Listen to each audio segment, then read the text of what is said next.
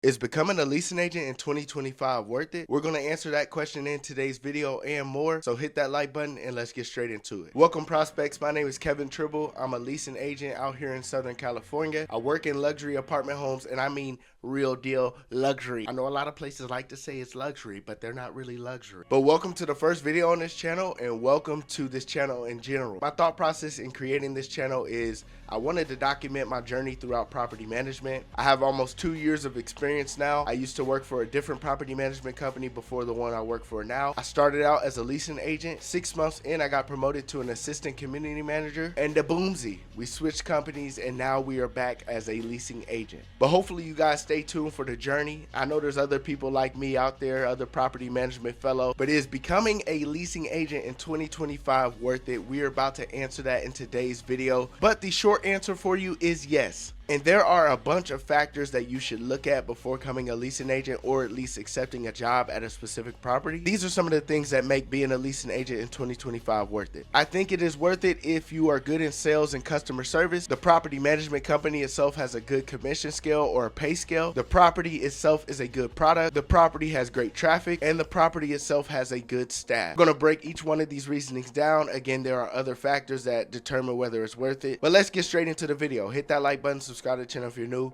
and let's get right into it. Again, I do think it is worth it becoming a leasing agent in 2025, but all of these things are going to depend on your personal preferences, and then also what company you're working for, where you're located, and different things like that, because it could be worth it for me, but for Jimbo or Jimmy, it may not be worth it. First reason why I think it is worth it is if you are a person that is good in sales and customer service, I think you will excel well and make a lot of cha-ching. You don't even have to have experience in property management itself or leasing. If you are good at selling anything, whether that's shoes, video games, you had a little side business, or you just worked in sales in general, and you provide great customer service, you provide a great experience for that client, you could have a good time in property management. Property management is one of those fields where it is a little bit different than any other field, just because there's different laws you have to abide by, and it's a different type of, like, you could be a great salesman and you sell somebody something and you never see them again, but you're talking about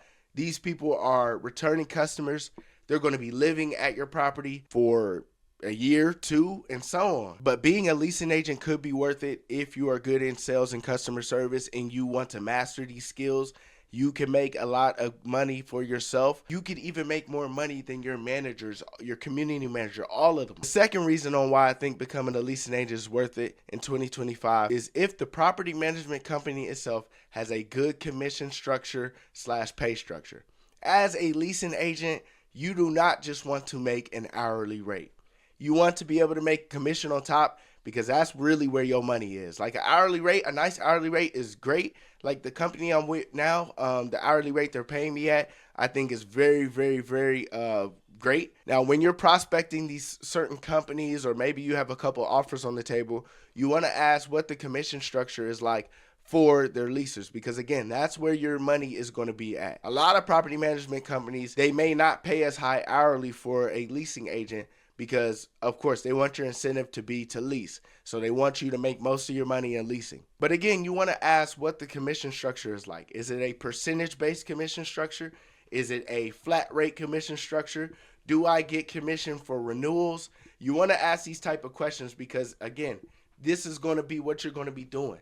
Every lease, every move in, that's cha-ching, cha-ching, cha-ching, cha-ching. You want to ask these questions because you want to be well prepared. You want to understand, okay, how can I make the most money? Because as a leasing agent, at least my company, there's no cap to how much I can make, which is amazing. If the company that's offering you a job has a great commission scale and you are good in sales and customer service and you are willing to learn, you're going to have a good time. 2025, it is worth it to become a leasing agent if property itself is a good product. The reason why this is important is because as a salesman, you do not want to have to hype up the product you're selling. You want to be excited about the product you're selling. You want to be like, hey, if I was in your shoes, I would buy this product. I've worked in property management before where I've had to, kind of hype up the product kind of a little bit better than what it was. And you morally feel wrong sometimes because you're like, I'm not lying, but like, I'm kind of like exaggerating a little bit, and you don't want to do that. You want to be excited about the product you're selling. You want people to rave about your reviews. You want people to come in, and I love seeing people's reactions when you bring them in a tour. Again, I work in luxury apartment homes now, so when I bring them on a tour, they're like, "Oh wow, y'all have this amenity, this, and that. Oh, we went down the street and they didn't have that.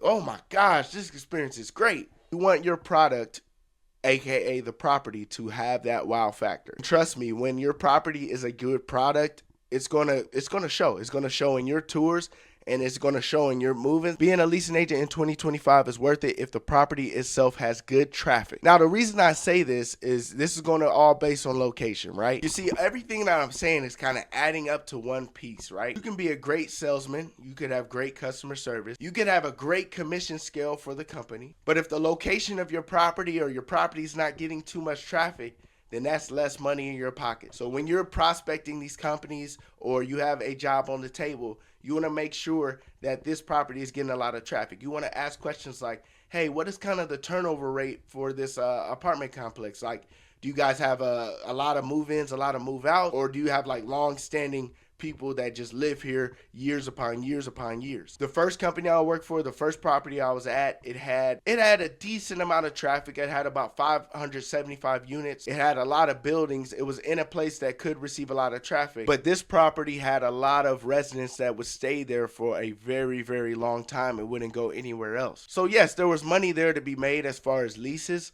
but compared to the property that I work at now, I'm talking about daily tours, daily people coming in, daily inquiries, daily different things like that, different calls coming in, and it's equaling that cha-ching. And again, I don't want to give you guys the thought process that all I care about is money, but come on, as a leasing agent, especially if you can make commission. So again, just remember this: more traffic equals more opportunity for money. It doesn't mean you're going to make more money. If you're not a good leasing agent, you may not make much money, but have more traffic, more people stopping by to see your product, inquiring about your product.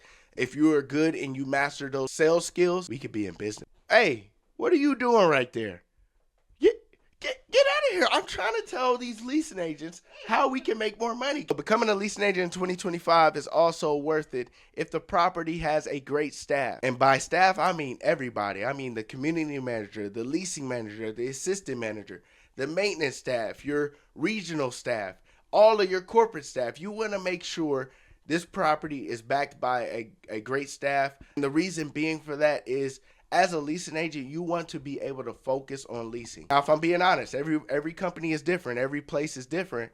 But as a leasing agent, you're going to do more than just leasing. But obviously, you want that to be your main focus. And let's just say you have a community manager that takes forever to approve your files, and now you're losing people that could potentially want to apply because they're taking too long. Or let's just say you have a leasing manager that's never there, so who's going to look over your files? Or let's just say your maintenance staff can't keep up with work orders and you are being bombarded by work orders, by different things, and now you can't focus on leasing. You want to make sure the property has a good staff. And I know it's hard when you're going through like an interview process and all that stuff, but still, you want to try your best to do your due diligence, ask people questions, different things like that. You want to also hear how long these people have been at the property, if they've been there a long time. Hey, we've been here since we opened.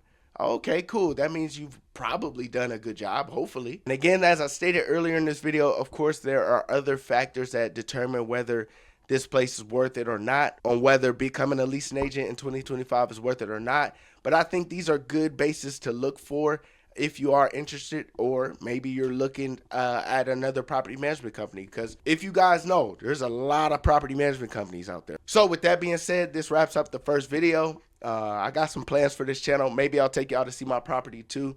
Hit that like button, subscribe to the channel if you're new, follow me on IG, and let's get to leasing, folks. Let's do it, man. Money. We need money.